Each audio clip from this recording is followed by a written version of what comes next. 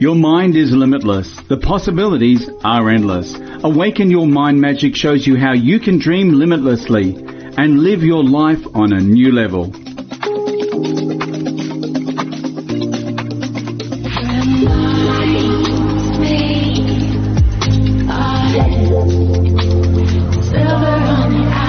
Susan Kathleen speaks with ordinary people who are living extraordinary lives using the power of their mind.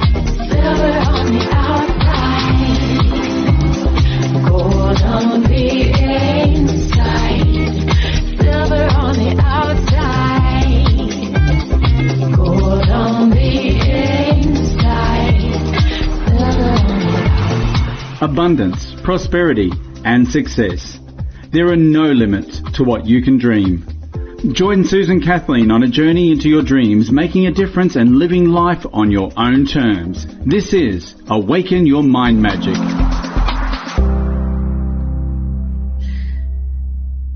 Do you live in fear of someone? A predator of the worst kind. Someone you trust.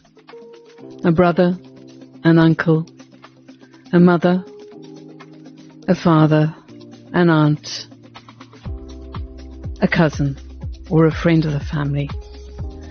Have you ever been sexually abused continuously and warned by the perpetrator that it's a little secret between the two of you and nobody will believe you anyway? Regardless to this childhood abuse, have you been able to rise above such adversity and become an inspirational, fierce advocate to so many who are recovering from such trauma? Now, I want to tell you about an amazingly brave young woman who's from Wisconsin in the United States of America by the name of Jamie-Lynn Warber, who is an empowerment coach and supports those like her who've experienced sexual abuse. I managed to catch her at home with her husband, 2 little daughters, and a somewhat loud and volatile dog who insisted on being in the interview as well. In fact, my manager asked me to make the recording again, which we have done in the past with other guests.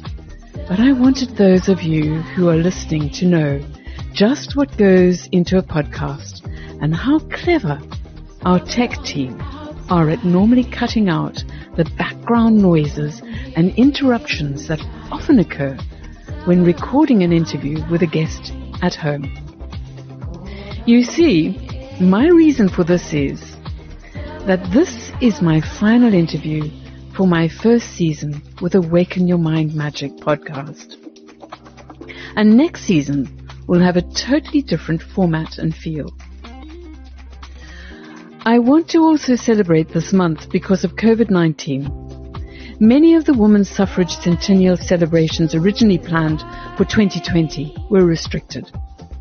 So the National Women's Alliance is extending the annual theme for 2021 to Valiant Woman of the Vote, refusing to be silenced. And Jamie-Lynn refuses to be silenced with her revelation of having endured continuous sexual assault as a child right through to her teens by 5 trusted family members, and how she has turned her life around by spending more than 10 years working on her personal development and leadership training, transforming her life from survivor to thriver. And there's another important thing I want to do with this final recording, and that is to acknowledge the theme song used for Awaken Your Mind Magic, which is by Heather Christie and Ver McCoy, and it's called Silver on the Outside. And I would like you to be able to look and understand that they have created the most magical song, Silver on the Outside and Gold on the Inside, which all of my guests are. Thank you so much, Jamie, for being my final guest in the final recording of this season. Welcome, Jamie. It's just so good to have you here. I am blown away at your story, your bravery, and your ability to do what you're doing as this wonderful mother, fabulous wife, great friend, and after all that's happened to you in your life, you've uplifted yourself and created a podcast. You're a fantastic artist.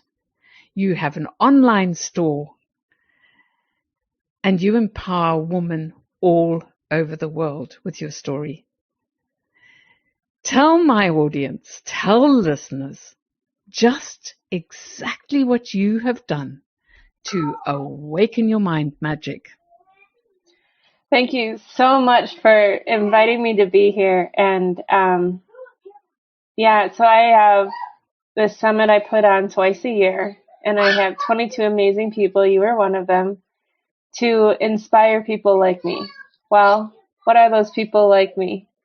I was sexually abused for 8 years, sexually harassed by my mother, and she doesn't understand that what it was.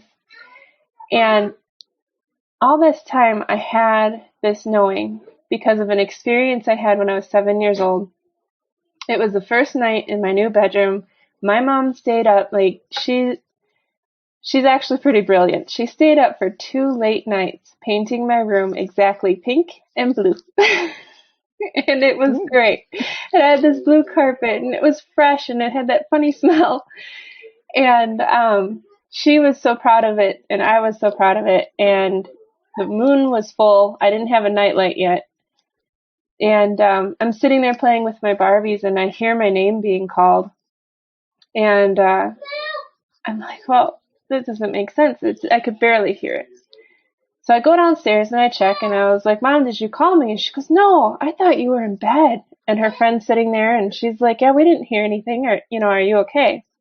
I go back upstairs. Now I'm freaked out. I know I heard this. So I crawl under my bed, my brand new comforter, Beauty and the Beast, of course, I'm of that era. And I shove this blanket over my head. It was like these beings were in my room, not like alien or anything like that, but they were, I suppose you could call them angels or guides, I call them. And ever since I was 3 years old, I had this imaginary friend, and he was there. And I was like, is this for real? You would let me know if this was not real, right? He's like, no, it's real. You're fine. It's okay. And so they said, well, we came here to remind you of a promise that you made. And we just wanted to make sure that, this is still the prophecy, or still the contract that you wanted. And so they showed me images of other lifetimes where I had said, yes, this is what I want to do. And I'd, nonchalantly just carry on with my life, or I'd be in a different lifetime. It was really negative and bad and dark places, and treating myself horrible and doing all these, putting things in my body that didn't agree, meaning like drugs and things. And they were like, well, this is what happened before. Are you sure that you want to do this? And I said, yes, I'm committed to it, but I think I need some help this time. And they said, good. What kind of help do you want? And I said, I'd like to have someone with me. I don't know who or what, or a guy or a gal, I don't even know, but someone who goes through this with me and on the other side supports me in it 100%. And then I'm there for them in whatever they need. And I said, okay, we can work on that. And then they said, well, what do you want as a reward at the end of it all? I said, you know what? I want an amazing daughter who I completely understand her, and she completely understands me. And I know we'll butt heads because I do that. But, we'd get each other. And then they said, okay, we can do that. And then I heard this little voice with this bright blonde curly hair. And she goes, can you be my mommy too? I promise I will be good. And I said, well, my mom can't handle 2 kids. How am I going to handle 2 kids? This sounds crazy. And then she just sat and waited, and she's like, please? I said, okay, fine, give me 5 years. I'm going to skip ahead to that story so that you guys get the end of it. On my daughter's, 2 months before my daughter's 5th birthday, I found out I was pregnant. And I had my second girl. And they're like best friends most of the time, right? Frenemies. Like, it depends on the day. But 5 years apart, and they're both gorgeous. So, they said, okay, we have no problem. And don't worry, we will always be here listening to you. Whatever you need, we're here.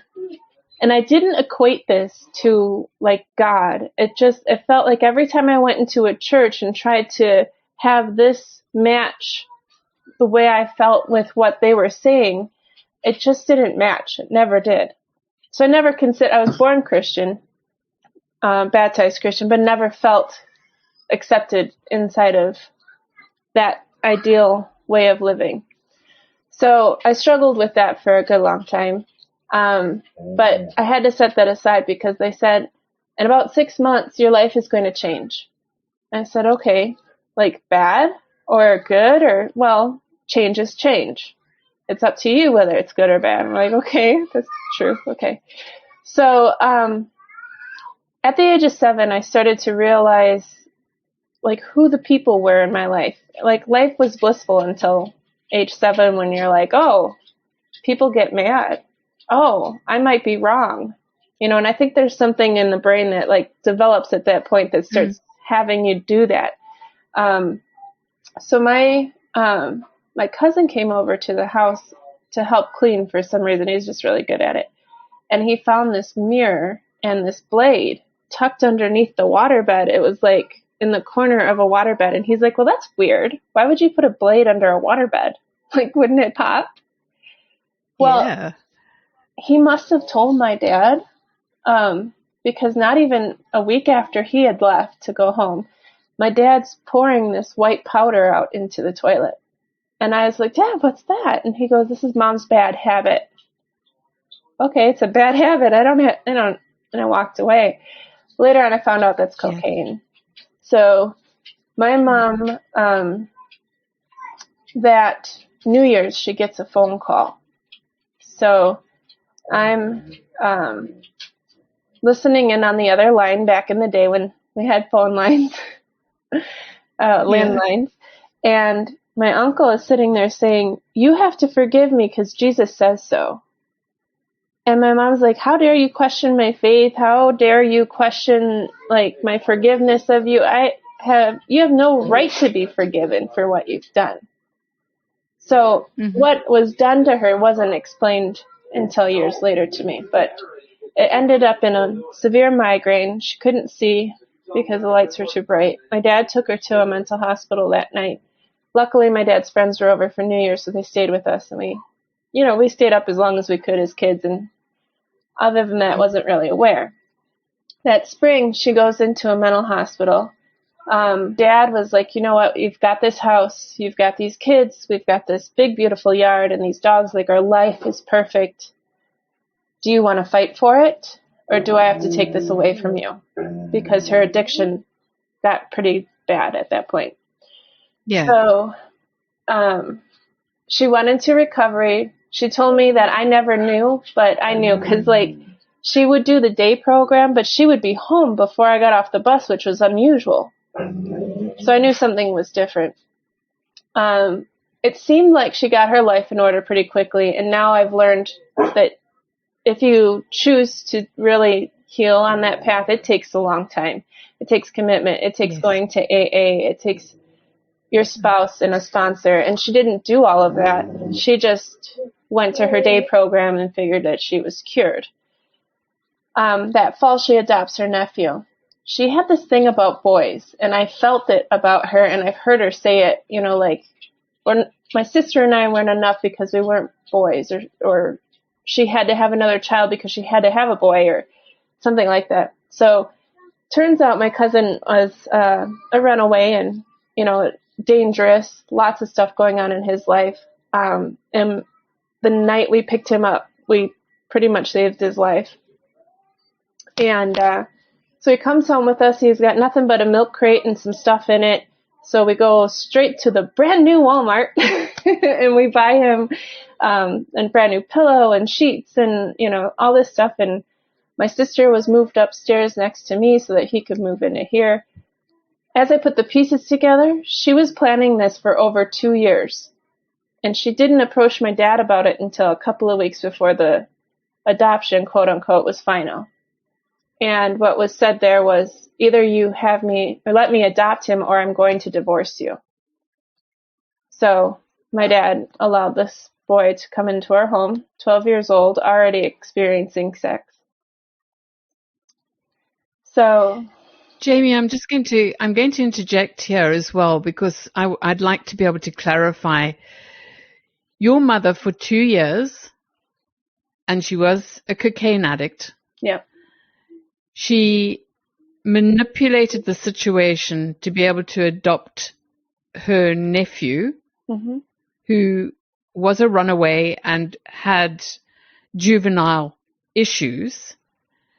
Knowing these things and actively wanting him in because she always wanted a boy, so you and your sister had this feeling of inadequacy because you were girls and not boys, and she knew that he had issues, and even so, she still wanted him to come into your home.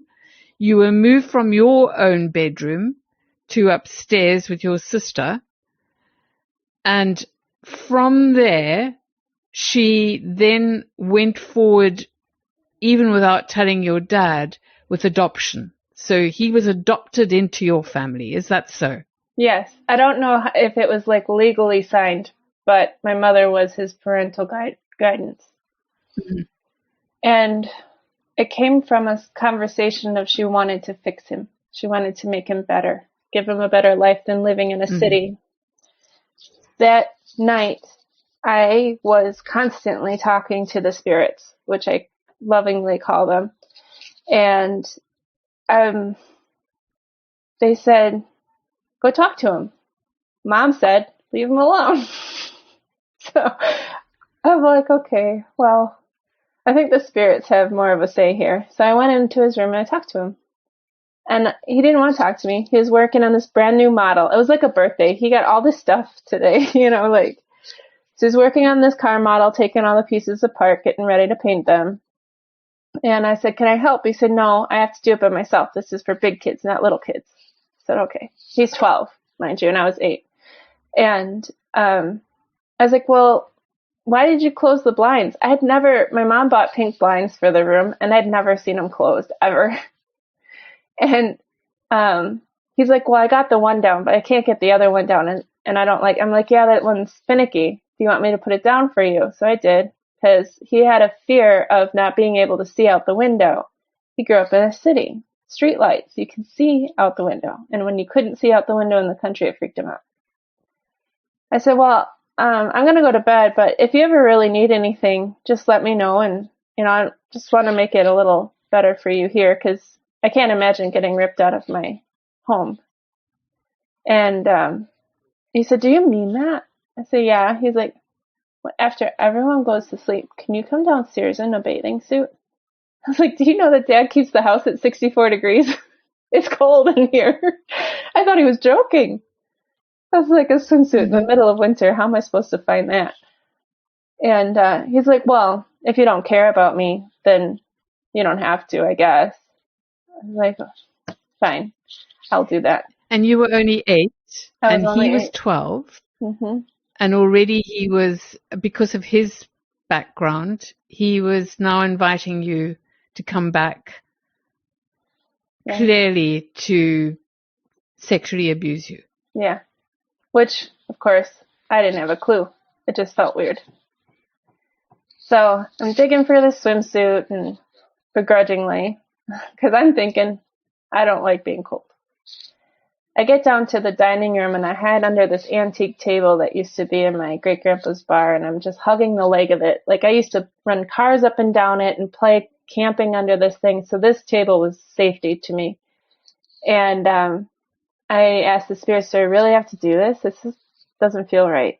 And they said, in order for you to do the work you promised to do, you have to experience what the people you want to impact have experienced. And well, they said it in a way that an 8-year-old could get it, but Yeah. I took a deep breath and I was shaking. I think I was already dealing with trauma at that point because I couldn't believe that I was about to do something that felt so wrong, even though I had no idea what that was at all. So my soul knew, but my 8-year-old brain had no clue. Yeah. So I turned the knob as slow as I can, and things progressed. And when I left the bedroom, I couldn't get upstairs fast enough. And over the years, I started to learn where the floors creaked. I started to learn to see in the dark. I started to learn to make up excuses. Oh, I just wanted a glass of water. Oh, I just came down to go to the bathroom. Well, why were you in the living room? No one ever asked me these things, but I knew to prepare myself for some sort of dialogue. So the school year goes by. This happens maybe a couple times a month at first, and then it increased a little bit, and then it would go back, and whatever. It was his. We would have a code word, it was all under what he wanted to do. And in the summer, he goes and hangs out with his brother, who's his half brother. So I have no relation to him. And most of the family, the adults are aware that he's not a relation. Most of the kids are not aware. He's just their cousin. And so he's like, well, you're not related to them. You could do whatever. You could date them. You could touch them. Like, who cares? You could do whatever you wanted. You wouldn't get in any trouble at all. Well, so he was giving permission to his half-brother to come in and also sexually abuse you. Yep. Was he abusing your sister as well? This one was not abusing my sister. Mm-hmm. So, then it was, I learned this later, the same boy, the half-cousin, or half-brother, my mom approaches him and says, well, you could date one of the older cousins. They were real close in age. We'll call this one Joseph. Joseph and I are 3 years apart. And he didn't have an affinity for anybody else except for me. The day that it was made very aware that the first one was going to become my brother, was actually another cousin's birthday party. And I walked in and I saw Joseph at Grandma's dining room table, and he was really sad. Well, that's because they were talking about pulling his best friend out of his house. This is his brother and his best friend. They did everything together.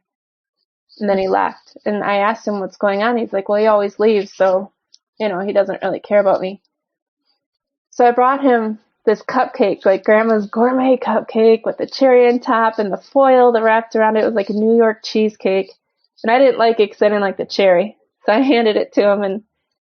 And in that moment, he confessed that he felt like I saw him for who he was. He's part Puerto Rican, and my family at that stage in our history was very racist.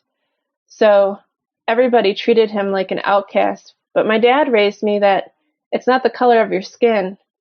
It's the respect you hold for yourself and others. You do your job or you don't. I don't like you when you don't do your job. Totally. I like you when you do.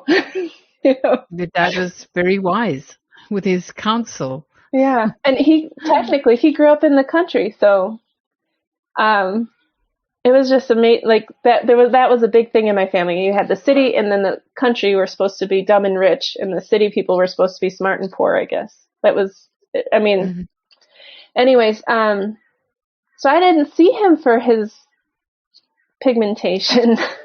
I just saw him for who he was. He started to come over for like a week in Christmas, 2 weeks in summer, things like that.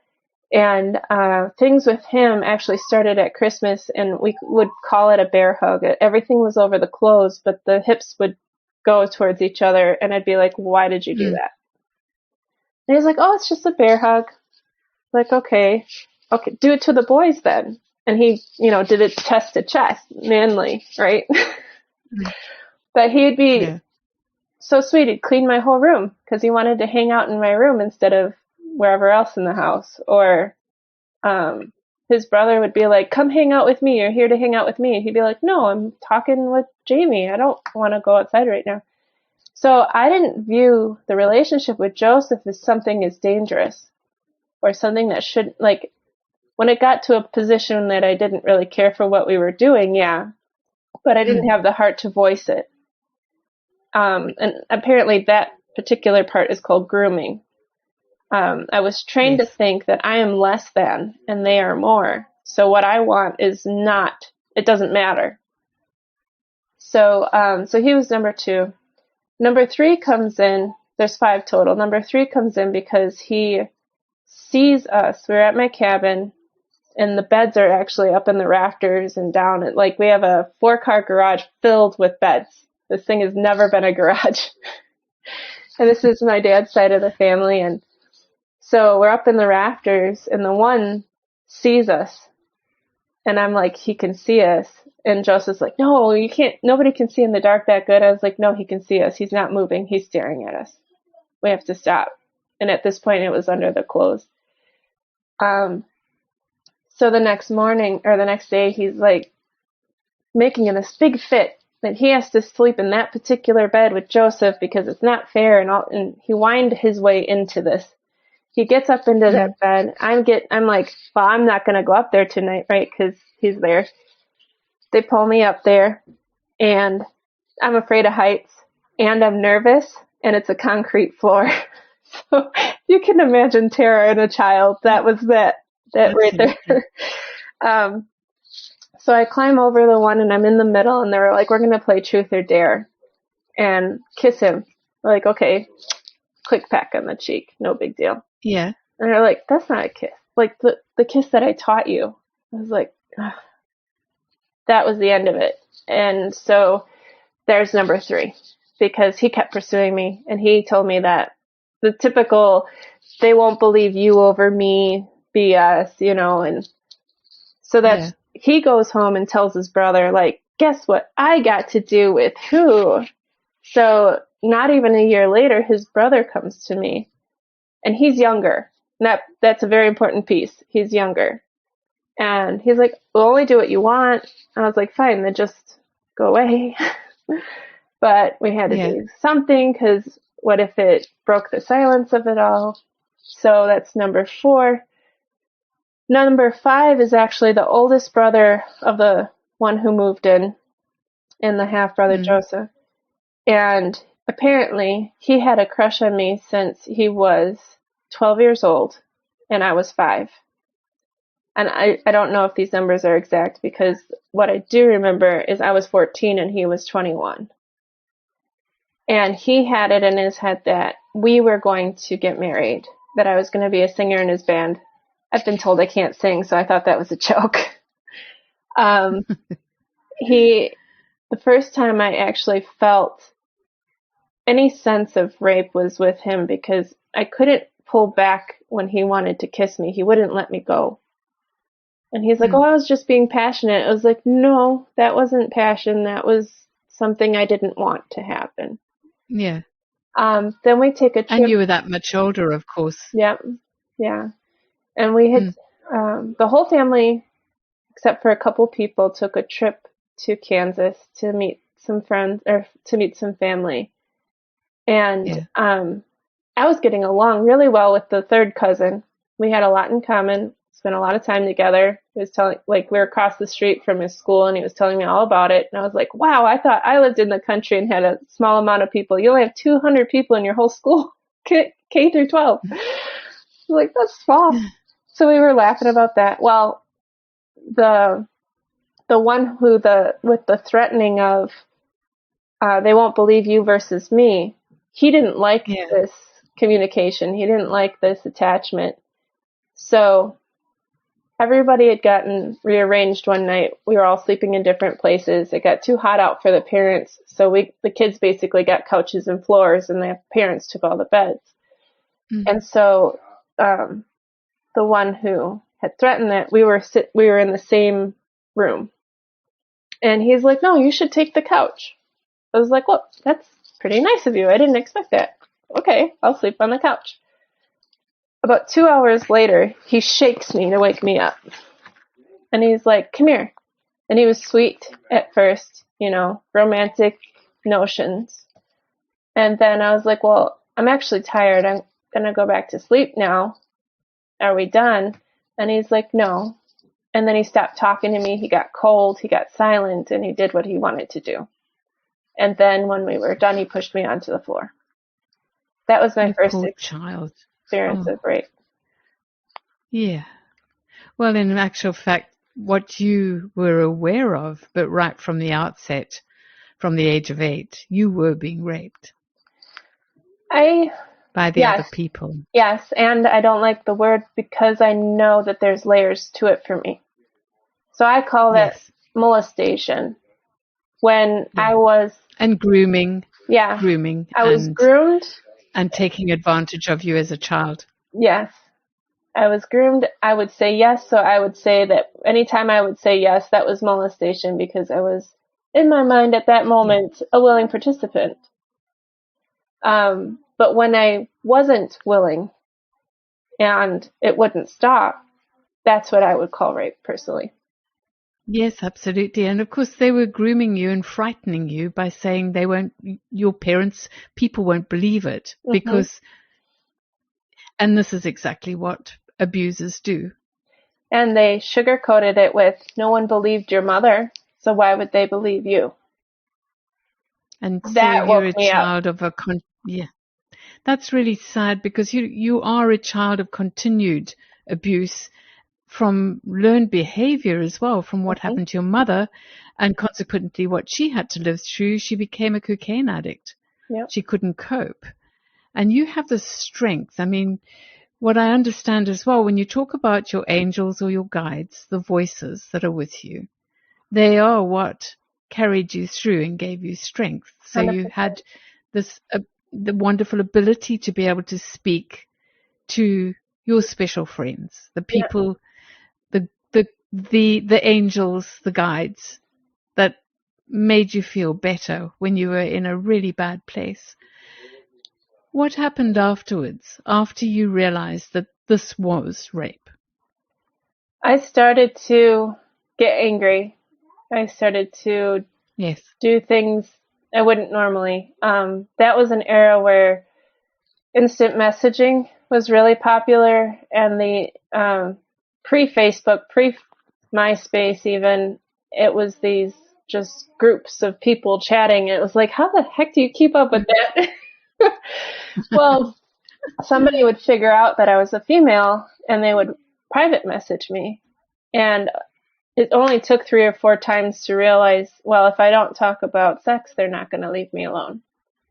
So I made up a scenario. I had a room in my mind. I had an outfit in my mind, and all I would do is ask them their favorite color, and I would tell them all these things, and they'd be like, oh, did you get off? I said, no. Well, why not? Because I'm just telling you a story. Yeah. Well, one night, this one particular person started to follow me from chat room to chat room. And I would pick it so random. I didn't even know how the hell he knew where to go with this. Yeah. But he found me and convinced me that we should talk on the phone. And for 2 years we did. And so I told him my story. And at first he thought it was like this made up fantasy that he actually told me he was uncomfortable with, but didn't say anything on the phone at the time. The second time I told him about it, he asked me if it was real. And I was like, well, that's why I'm telling you it. He's like, I thought it was made up. I was like, how do you make up something like that? He's like, well, I don't know. He's like, I was wondering if you're a bit psychotic. Thank you. So we made a pact that he was going to stop calling teenage girls. He was 45 years old. I was as old as his son, who was 15. And so we made a pact. He's like, you have to tell. And it feels weird that I have to be a father figure right now, but obviously your dad doesn't know what's going on. So I'm going to do this, and you're going to tell, and you're not going to tell your dad. You're not going to tell your mom. You're going to school, and you're going to tell at school. And my heart was in my throat because I knew he was right. Mm-hmm. I knew it. Yeah. But at the same time, I was terrified because look at this responsibility on a 15-year-old having to dismantle her entire family. What would happen? Would people hate me? It doesn't matter if people hate me. We all need some help here. Those are all day long that was going through my head. And we were redoing the kitchen, and I nearly punched through the outer wall. I had so much anger. And I called up my friend. And understandable. Yeah. I mean, you're coming up to a breaking point, right? So I called my friend. I was like, I just need somebody. I told her everything. I told my crush everything. And they both said, you have to follow through. And so my friend's like, when are you going to do it? I was like, it's not like I can wait till Tuesday or Wednesday. I got to do it on Monday. Like, I have to just rip off the Band-Aid. And she's like, well, I'll wait for you by my locker after school. If I don't hear anything, I'll give you a few days and you contact me, okay? I said, fine. Because we figured I probably wouldn't be at school. So I walk into the counselor's office after first hour. I wanted to just settle into my day for a minute and look at my life the way it was, because it wasn't going to be that anymore. And I walked into the counselor's office and I said, hey, do you remember so-and-so? She's like, yeah, what did he do now? He went to my high school. He was in a lot of trouble. He got in trouble for having sex with his girlfriend in the bathroom like a couple times. He got caught by cops for the same thing. So this was habitual for him. And so I'm like, I hate to ruin your day. She's like, sweetie, how would you, like, what are you saying? I was like, you're not going to like anything I have to say right now. And I'm just so sorry, because it might break your heart. So I told her everything. She was in shock, I think, because she just sent me back to class. And I went to the next 2 hours and I got to lunch and it hit me. The reason why my online perpetrator told me to go to the school was because of what schools have to do. They have to report this. They have no choice. Absolutely. And they don't. And how amazing that you had an online person who is totally perverted. Yeah, right. With a son the same age as you, of 15. And then he becomes this father figure and tells you to go to the school. Yeah. So he was obviously clearly aware of what could happen to him. Yeah. If somebody reported him. Yeah. He knew. Wow, Jamie. I think sometimes people tell me I have a way about me to have people wake up about themselves, like finding their truth. Like I have a way of being able to do that. And I think I did that for him, honestly. I believe so. I mean, you're an incredible empath and you're a very gentle, kind and sweet young woman. Thank you. And very clearly love your children and your husband. He adores you. Yeah. Yeah, I got lucky with that. Tell us what happened. He got lucky with you. Yeah, I was going to say, I was just going to take that back. Tell us what happened once the school went forward and had to report it to all the authorities. What happened then? It was a long day. So at lunch, I realized they're going to jail. These guys, and then I realized how much I loved them all. It was an interesting wake up. Like, I looked at my friends, and they'd all been, reading my stories, and so they're all really connected with me. I've been a writer since I was, 9. So they're very invested in me. And I looked at them, and I was like, oh, shit. And they're like, are you going to throw up? What's going on? You should go talk to the counselor. I said, okay, I'll go talk to her. She had already called the detective and the social worker, and they were there waiting for me. She said I was going to give you until after the lunch hour. And I was like, well, I guess I don't have that time anymore. And I walked in there, and the first thing I said, if I cry, it's for them. These tears are not for me, not yet. Mm-hmm. And I started telling the story, and the detective, I felt bad for him. I'm sure he's heard horrible stuff, but he was just awe-stricken. I was telling him this. And I barely remember the social worker sitting there. silence, a question here and there. And then the bell rings and I go, I don't drive yet. I missed the bus. And he's like, oh, don't even worry about that. Do you need anything from your locker? I'll escort you. I said, no. Am I under arrest? He's like, no, this is just, I don't want to leave you alone with what you're dealing with. I said, okay, that's cool. I was like, I'll get my stuff tomorrow. Or what. I was actually expecting to come back to school. It was a tangible reality. Mm.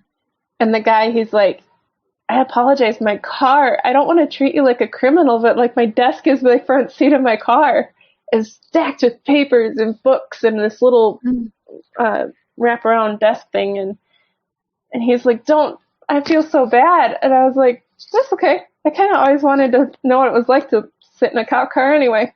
He's like, well, I'm not going to handcuff you, okay? It's like, that's just wrong. I was like, so we were laughing at least. And so I sat in the back and I asked some questions like, I didn't see any lights on top, how does a detective do that? And he's showing me like where all the gadgets were. And then when we were almost to the social worker's office, I got really quiet because the reality of what I was going through, it would hit every so often. And they were like, well, we're going to call your parents. I was like, well, my dad works nights. Here's his phone number. Here's my mom's phone. I'm just rattling these things off from memory. And my mom, she's like, I thought you vandalized the school or something. I didn't know it was going to be this. And she didn't realize that was actually wishful thinking. I was like, really, Mom? Like I take a bat to our mascot or what? She's like, well, I don't know. Yeah. So it was a long night. Social worker's office was about 3 hours. I was starving. She gave us these little teddy bears. My sister got one too. I got interviewed there. My sister got interviewed. My parents got interviewed. Then they took me across the street and into the sheriff's office. In the sheriff's office, the jail, the courthouse, it's all one building in this county. And so he hands me this paper and he's like, I need to know the locations, the time of day, addresses if you got them, everything. Who? For 8 years. You want all that information for 8 years? I was hardly understanding where we were in the city of Milwaukee, let alone what was going on. So he's like, and we need it. And I need you to say the word of it. I was like, what do you mean the word of it? He's like, you can't say down there. You can't say behind. You have to use the words. And to me, those words were worse than swear words. It just felt like they were. So I was like, well, I don't know how to spell them. And he's like, if that's your biggest concern, I will help you. Like, okay, so he gets me a soda. I don't like sodas, but he was so sweet, I drank it anyway. And I put the name and I'd put the colon and I write the stuff and then put the next memory and the next 13 pages later. That must have been so hard for you, reliving that for the first time. I mean, now you're an international speaker and you speak about these things to be able to help other young women and young men and children know that it's wrong and that they're not at fault. But at that time, when you were doing this for the first time, it must have been soul-destroying for you. I think I turned my soul off. I imagined that someday this very paper would be on my desk again, and I would be using it for my book. Like I said, I've been a writer since I was 9. My friend passed away, so I wrote her a book. And figured that was my life's pursuit, was to write books. So I turned off everything that I could, and I didn't do the type of detail that you would like find in a novel or something. I kept it very short and vague, and he'd come in and he'd read it and he'd like, I need more detail. Okay. what time of day was it? Or I'm like, okay, go back and write it, Mm. So I made up that this was training to be a writer. Like, I have to answer his questions, or him as a reader isn't going to know what's going on. So I decompartmentalized until I found out my dad was reading it. Like, my mom read it, I was like, whatever, I'm throwing this in your face. But when my dad read it... Yeah, because, I mean, he must have been devastated. He had no idea. He was so distracted by her drug use and work and paying bills and the normal parts of life. And he had never experienced trauma like this in his entire life. Nothing like it. His parents are very sweet people. His brothers probably beat him up, but that was like a brotherly thing, It's a brother thing. Yeah, it's tough love. But nothing like this had ever crossed his doorstep, so he was clueless. And how did your mother react? I bet she felt guilty. She knew.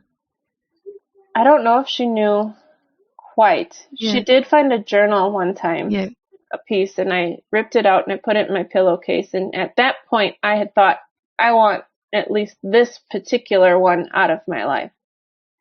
And I wrote, I had sex with so-and-so.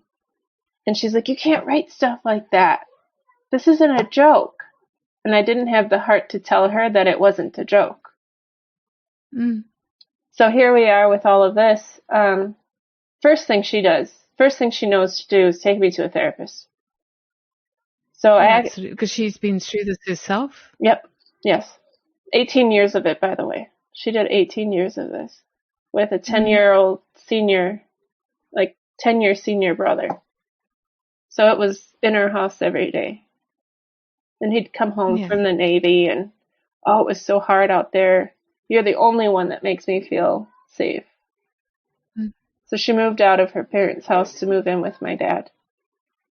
And my dad never treated her like that.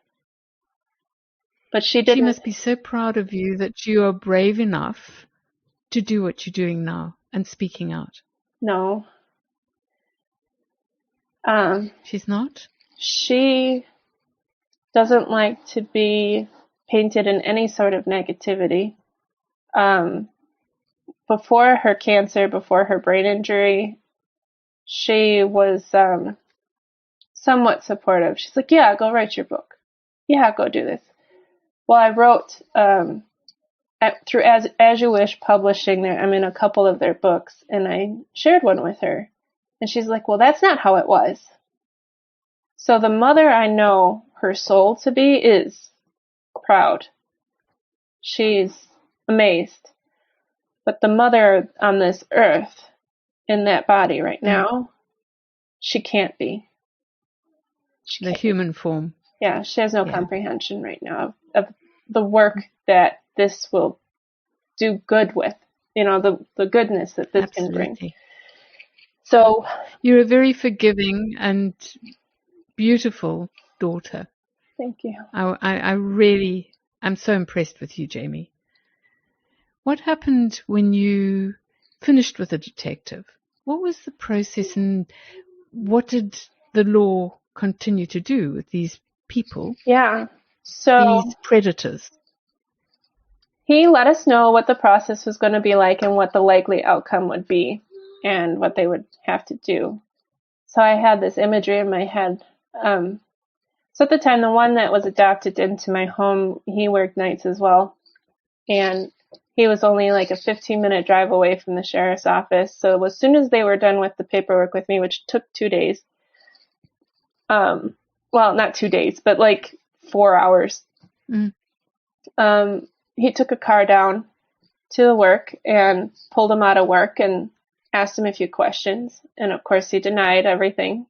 And he said, well, I just want you to come in to the office and make an official statement that you didn't do all these things. Like girls, they make things up, and we just want to make sure that we get all this documented.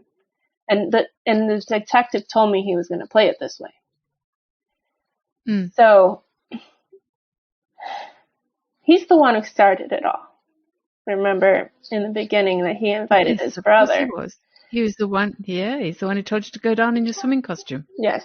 So he calls up his brother, his half-brother in Milwaukee, Joseph, and says, I need your help with something. Can you meet me at the sheriff's department at 9 a.m.? 45-minute drive away. Now, he shares a car with his brother. He doesn't own his own car. So he had to, set that up and, take off work from his 3 jobs to come up and support his brother, which he would do because he's got a big heart. And he gets there and he's put in handcuffs because his brother had just told the sheriff that Joseph started it. I didn't know this until recently, like a couple weeks ago I learned that. Yeah. And throughout the whole process, the DA was like, no, it's Joseph. Joseph started this. I said, no, the one who was living with me started this. Yes. Well, but Joseph confessed to everything. Openly, honestly said whatever I wrote down was likely to be true. He had a couple of discrepancies on dates and times and locations, but over an 8-year span, I was bound to get something wrong. But he said the actions are all there. So, he got a 20-year sentence in the end for telling the truth. And the one who was adopted in, he got 2 years. 2 years in and 2 years out on the sex offender registry list. And I destroyed his life, he says. He says that's ironic when he's destroyed yours. Yeah. And then he said he was sorry. And then he said, he's back and forth. That one in particular.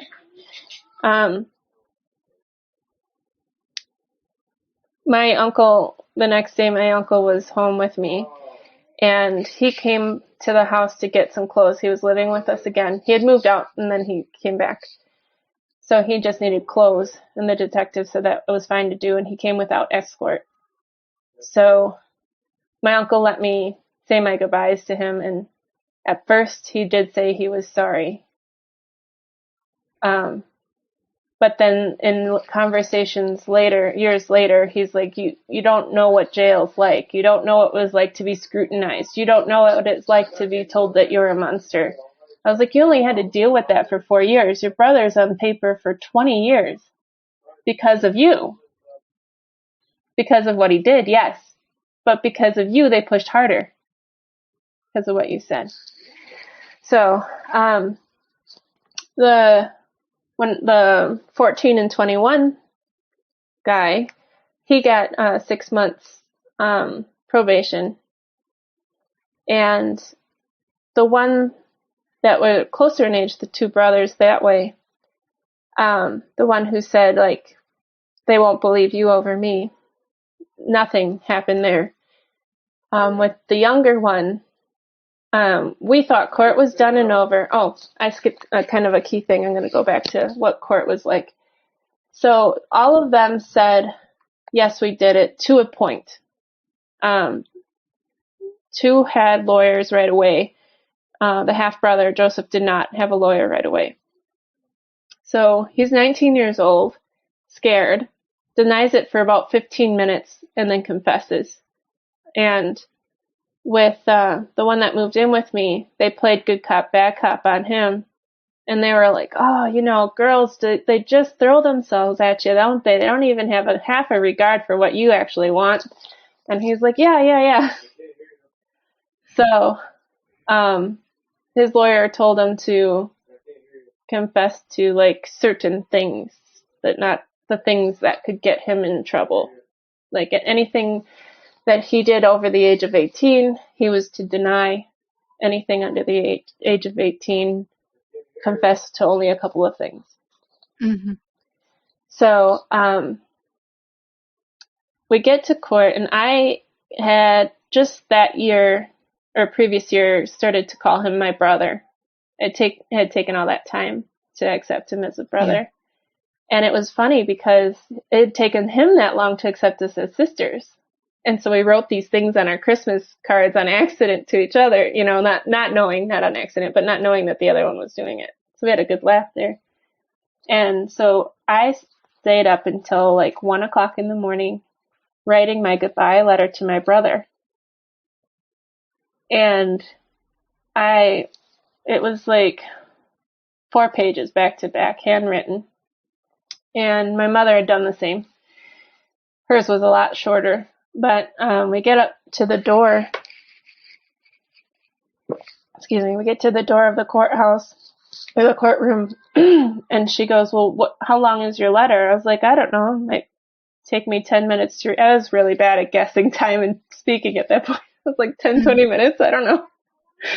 And she's looking it over, and she's like, you're not reading this. I was like, well, what do you mean? You want me to just say it? Because I think I'll forget it. I'm nervous. She's like, no, you're not embarrassing me today. You're not reading this. You're not taking up the court's time like that. Today is about me. Wow. I wiped his butt. They betrayed me. So she was also the first one to really spread my story around the family really quickly. So we get in there, and it's like church pews, you know, it's these wooden things, and you don't have a whole lot of space, really. We sat like 3 pews back. My dad went in first, I second, and my mom on the outside edge. And I just realized I'm shaking talking about this part again. If it's too difficult, Jamie, you don't need to talk about this in detail.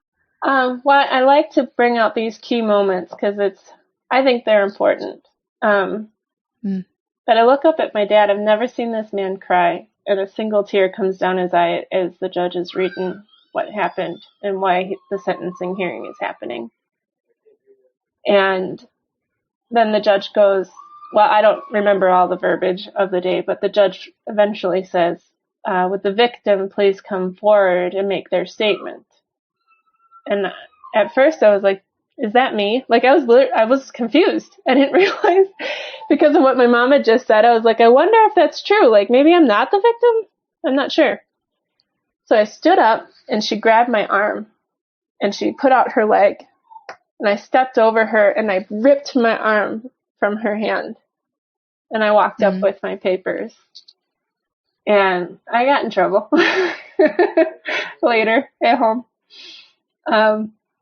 But I went up and I read my 4 pages and I wished him the best and I wished him that he got help and that he got his head put on the right way so that he could eventually become a father like he wants to and be a good father and be a good husband. And I don't know if we'll ever talk again, but these are my wishes for you regardless. And I know I have my own path that I have to follow and heal. And I'm going to do my best at that. The second one, then my mom goes up and reads hers and I ignore everything on purpose. So the second one, I had my driver's license at this point. So this is Joseph's sentencing. And the father of the boys came and he sat next to me. I'm trying to do my spelling homework and I'm like shaking. And what I really wanted was I just wanted to see Joseph. He was the only one I was concerned about because I felt like what I now call a soul connection with him. When he's happy, then I've done all that I can do. I can support him, and I'll get to that what I'm saying that later. But at that point in time, I was like, it was sad, and I just wanted to see him without my parents. So I left school early. I lied to the office about the time of the session and waited. And about a half hour later, he walks straight through to the elevator. We make eye contact for a second, and then he looks at the floor, and the door's closed. And my uncle sits next to me. And I asked him, is he okay? Is he going to be okay? Is he strong enough for all of this? They were pretty sure that he wasn't going to get a whole bunch of sentencing because of the other 2 had that minimal. And we get into the courtroom and I say everything I can again in another 3 or 4 page statement. My mother wasn't so forceful with me at this point. She didn't say anything to me at all. My dad was, at this point, I think he turned off his emotions and just was there. And I'm in college years later, and I get this phone call from the one who was living with me, and he's, the sentencing was 1 year in jail and 15 years probation. If I see you in my courthouse again, I'm going to give you the max of 20 years. Don't let me regret this. In the interim, he's sitting in jail. This 19-year-old is sitting in jail, and this guy says, if you have a 15-year on your head, go live your life the way you want it and F the rules, because they're out to get you. And this is what he does. Oh, my. He gets a gal pregnant. He does drugs. He fell asleep behind the wheel and nearly crashed a car. Luckily, his brain thought to put the brake on. And he missed his sex offender meeting. So I get this call in college thinking that everybody's doing decently well, and my quote-unquote brother was telling me that Joseph's going to prison. I said, are you sure you don't mean the word jail? Like, did he do something stupid? He said, no, he's going to prison. For good. Oh. Yeah. So I arrange it with everybody at my school, turn in my final, whatever it was, and I go straight up there. It's a day run. I dress pretty, professional. I don't want the judge to think that I was throwing my life away this whole time, because he's judging me too. I know he is. I get there early, and I hook up with I forgot her name. But anyway, she handled the case before, and she was handling the case with me now. It's not the DA, but it's the person that works with the victims. And she's like, well, I can be in there with you. You can be in there alone. I can give you a Kleenex box. You can sit wherever you want. And I told her, I was like, thank you so much for your support, but I think I'm going to actually just sit this one alone. And at one point, Joseph comes in. He's in the chains. He's in the orange. And that reality again, it was like, is this real? Is this a nightmare? My dog's getting anxious. So he sits down, and he's likely instructed to not, to sit there like a robot, But he turns around, and I swear he was looking for me, because as soon as he figured out where I was, he turned back around.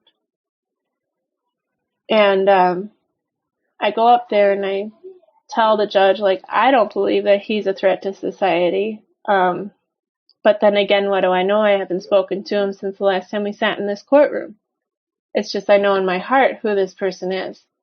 And if what we're saying here today, that he isn't the person that I think he is, I'm disappointed. But please don't sentence him to 20 years. I don't think that's fair. And the DA next to me, different person, he's all like, he is, and all this stuff, and shooting out all these facts. And I was like, I know. And the judge is like, I don't need you to rebuke that. I know where I stand, and I made a promise. I'm going to keep that promise today. You're sentenced to 20 years, and your possibility for parole is in 10. 10 years in prison. For me, I'm like, little old me, what the heck?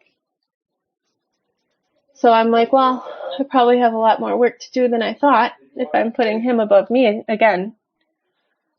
Yes. So I'm out in the hallway in tears. Their youngest brother, I had no sexual anything with, doesn't know what to say, but he's standing by me like he's protecting me. Then the adoptive one comes over to me and lifts me off the floor. And he's like, come on, I can't leave you sit here. I was like, no, I need to talk to his lawyer. And his lawyer gave me 2 minutes. He wasn't supposed to. And I was like, what are the possibilities of him getting out earlier? He's like, I don't know. I don't think that there's a chance of that right now. Okay. So I'm in tears, and the two brothers are walking me out to my car. He shoos his little brother away, and he jokes. He's like, you're going to make so much money one of these days when you write your book. He's like, oh my goodness, this is the guy who happily puts his half brother through not being man enough to say, actually, I was original perpetrator. And in order to be able to save his own back, he happily does this. Then has the audacity to say that to you. Jamie, what did you do? What did you do when he had that absolute cheek to make a joke about your book? I laughed at him. I was like, I am going to write it. He's like, oh no, I know you're serious. I know you are. And I think it's a good thing. And I was like, well, you sound like you're in a good place.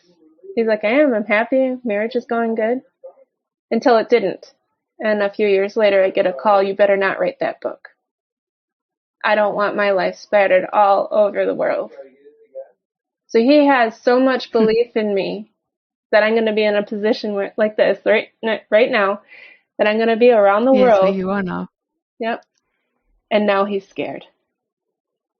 Well, of course he is. And you have the right, because no matter what happened, every one of those young boys, men who abused you are all equally in the wrong as far as the truth is concerned. However, for him then to try and threaten you and frighten you, because that's what he did when he was grooming you from when you were 8, and his marriage collapses, clearly because he needs help. And he didn't get it. And then, so our follow-up on this now is you now have progressed. You are a successful young woman, happily married with lovely children. Just like your guides told you, you'd have 2 beautiful little girls, little shopping partners. Right. Yeah, really cool. And you've got a successful, you're qualified as a graphic designer as well. Yeah. And you also practice Reiki, which is amazing. I do it too. I'm a Reiki master. You're into the business of healing people. And furthermore, you even more so into the business of healing people by telling your story and having the courage to do it. No matter what your mother told you you could or couldn't do. The sadness of your dad. And the bravery of where you are. Tell us about when you met the love of your life. Oh, that one's fun. My dad played a part in this too. It was really great. So for years, these 2 families had been going to off-road racing. And Crandon was one of the towns that 50,000 people come to this thing every year and watch these off-road races, and they don't get put on TV until wintertime. But we're out there in the heat. And it got expensive. And we decided, well, instead of spending so much money traveling, staying in hotels like this, and trying to fix this car that breaks almost every race, we're not going to do that anymore. We're going to have a once-a-year camp out on this land. My dad's high school buddy's land. It's literally 100 acres. It's the 100-acre wood. And this boy shows up on a 4-wheeler. He's just zooming around, and I know how to drive 4-wheelers, but the thing is, I don't know how to drive one with a clutch. Very different. So my dad goes. Yeah, very different. Yeah. You don't just push the button. You actually have to think about how you're driving. So my dad goes, why don't you have the guys teach you how to ride one with a clutch? And I was like, that sounds scary. So the one guy I knew, the one guy he'd been racing with us, he was practically a cousin, but we weren't related. And this is his best friend. They were 2 months apart in age. And so they throw me on this thing, and it's this guy I don't even know. I've seen him once before at a race, but outside of that, I don't know him. And I'm like, are you sure? Because what if I go into a tree or something? And his friend's like, you're not going to go into a tree. Just pull on the brake if you get scared. Well, I get stuck on the hill because I didn't downshift. I had it up in 3rd gear, and you're supposed to do this in 2nd. And I start rolling back, and I just sit there, and I'm getting eaten by mosquitoes. And the cousin type, he comes up, and he's like, what happened? I was like, I don't know. It stopped moving forward. I don't mean to sound like a dumb blonde here, but I don't know how to turn it back on. So he's like, okay, here's what you do. I'll just turn you around and go back. So I get back to the guy who owns this machine, and I'm like, I'm not going back on there unless you go with me. That was scary. And he's like, okay, I'll go on with you. 4 hours of driving in a circle. He puts his hand on my stomach to, like, I don't know, like, see if I was okay or whatever. We just didn't want to stop. And he spreads his fingers open, and I put my fingers in his, and then we pulled over and we started talking. And 2 weekends in a row of camping, by the second weekend, I told him, I was 15 at this point, so I told him I'm about to go to court, was my first sentence. And he was like, what? I'm like, well, it's for me, but not for me. And I started telling him a little bit. I was like, I just want to let you know that my life is going to be a little crazy and I don't know what to expect. And there's all these statistics. If you want out now, you should probably tell me. And he's like, no, I'm good. Well, the night before, I didn't know this. I was the first girl in his entire life to show any sort of love interest. So he was showing me how to do my pre-algebra homework, and I kissed him on the cheek. And he didn't know what to do with it.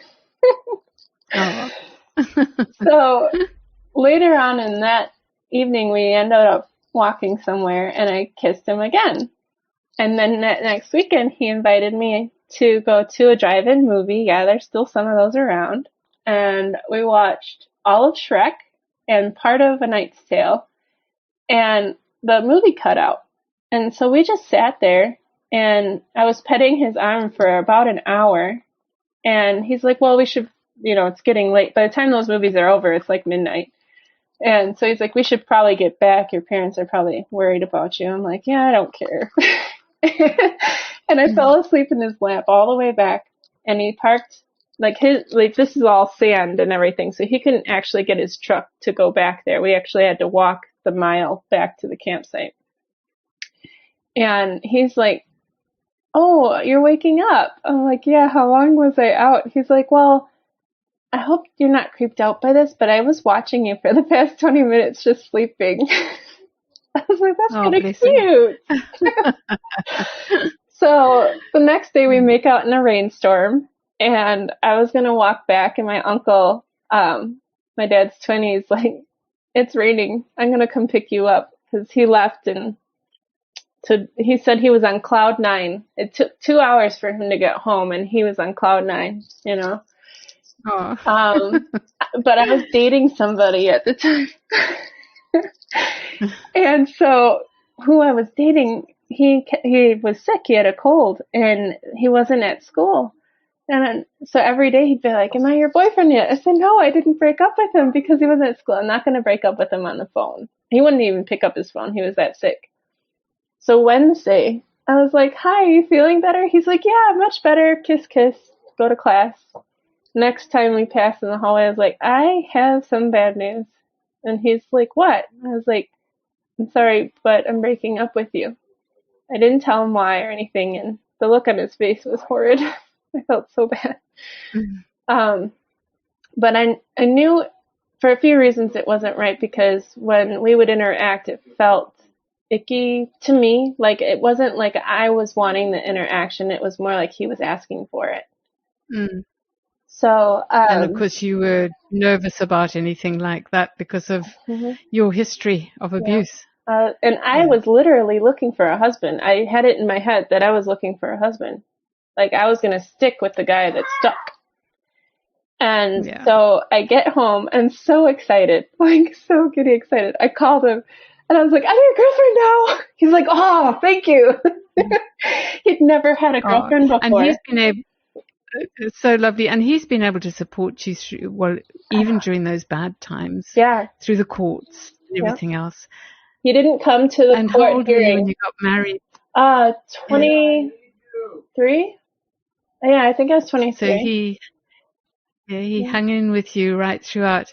Jamie, we've had an incredible conversation here, and it's been great to have you as a very special guest. I'm so proud to know you and what you've managed to go through and overcome. Thank you. And thanks to your angels and your guides, they've talked you through as well and looked after you. Do you have anything that you'd like to offer to the listeners that they can be in contact with you? Yes, actually. My company name is called Arise Empowered. So you rise up in a powerful way. Yeah. And I work. Wonderful. I have a 3-set meditation guide that I designed. It mimics some other meditations, but the design of them, you can calm yourself, you can energize yourself, and you can give yourself basically a mini vacation. So AriseEmpoweredLLC.com. I'm working on getting the secure. So I'm not asking for a whole bunch of information, just your email address so that we can get you this stuff. So if you don't mind passing the anti-secure part, I'm going to do my best to get that fixed. But well, that's wonderful. They'll be on your funnel to connect onto your email, which is great. Yes. And I do have one more thing I wanted to make sure that I add. Joseph is that person that I asked for. I asked the guides, bring someone all the way through and support me at the end. He's been out of prison for 2 years now, and he's been on one of my summits. And he tells you what it was like on his side to be so angry at himself for what he had done and the recovery from that he had to do. We actually had a lot of communication, and the one thing that he said to me that I hope to capture on film was, I can't speak for everyone, but I know none of this was your fault. None of it. And what an amazing man. He didn't want me to believe it for a second. Bless you. Bless him that he's brave enough to do it. And if he went through his prison sentence and took it on the chin and admitted to what he was doing, and very clearly was loyal to you in a very sort of different type of way. Yeah. Thank you so much, Jamie, for sharing this story with me and the Awaken Your Mind Magic listeners. You certainly have woken my mind magic up just with this interview. And I wish you so much strength and love and good fortune in your books and your programs and your wonderful meditation. Thank you so much for being with me on Awaken Your Mind Magic. Thank you so much for having me. Thank you, Jamie. Bye now. That's Awaken Your Mind Magic for another week. If anything you've heard today has really impacted you and you want to know more, or you would just like to connect with me, then visit my website, awakenyourmindmagic.com, and reach out for a free one-on-one discovery session with me.